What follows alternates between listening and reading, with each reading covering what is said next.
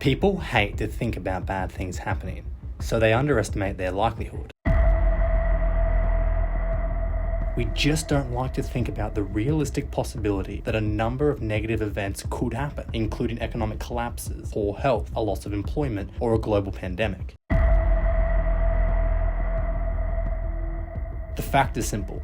Each of these has occurred in the previous 15 years. This is why you need an emergency fund that can cover 3 to 6 months of expenses. And look, even a more modest emergency fund is going to help you avoid lasting negative consequences, which too many people are forced into. Research done by the Urban Institute shows that consumers with just $250 to $750 saved are less likely to be evicted or miss a bill payment following a job loss, health issue, or large income drop. Now, I know that saving 3 to 6 months of expenses can feel like an overwhelming goal. So start small. Start with just $1,000. And look, I know that's a lot of money too. That is a lot of money. We have to start somewhere. A CBS survey from January 2022 found that 6 out of 10 Americans couldn't cover an unexpected $1,000 expense. So just by putting $1,000 into savings for now, that's going to be enough to put you in a better position than 60% of the country. And it's going to put you in a defensive position where you can meet these unexpected expenses. Very nice, very nice. But here is why so many people being unable to meet such an expense is problematic. If you can't meet that expense with savings like an emergency fund, where do you get the cash from? I have no idea. No idea? Seriously, where do you find that money? You haven't got it.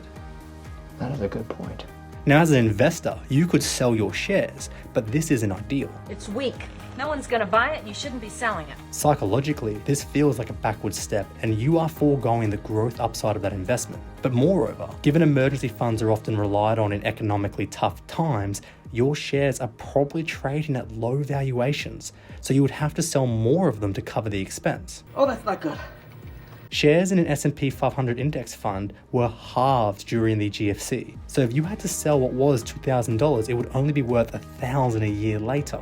Not worth the financial investment. But here's the kicker. If you didn't have to sell those shares because you had an emergency fund and you were able to meet that expense with those cash savings, then what was just $1,000 worth of shares at the bottom of the market is worth over $6,000 at the start of this year. That makes more sense. And that's where you see how having to sell down your portfolio in tough times really hurts your wealth accumulation. And this is a trap that most people unfortunately find themselves in. It's a trap! It's a trap! But the reality is, many people who don't have $1,000 of savings don't have an investment portfolio to sell down. Their only choice is to often go into debt. Crushing debt. Now, that's probably going to be in the form of credit cards or devastating payday loans. And often people who find themselves in these positions end up being debt trapped, which is not only devastating for your personal finances and wealth accumulation, but it's horrific for your mental health as well. And it starts people in a spiral that can take years to get out of. You spiral like crazy. And that brings me to my final key point for this video. I cannot stress this enough. An emergency fund is the best investment you can make in your mental health and peace of mind. Money well spent. Knowing that you've got that safety net means the possibility of economic downturns or job losses just don't have the same effect on you. They don't cause the same stress because you know if you lose your job, you have cash reserves to fall back on and you can find other work in that time. Now that's peace of mind. There is a reason why every piece of personal finance advice mentions emergency funds as a starting point. It's really good advice. Thanks, Dad. That's great advice. So if you haven't got an emergency fund, please get started now. You'll thank yourself for it. Already am. Now remember, I'm a financial planner, not a financial consultant.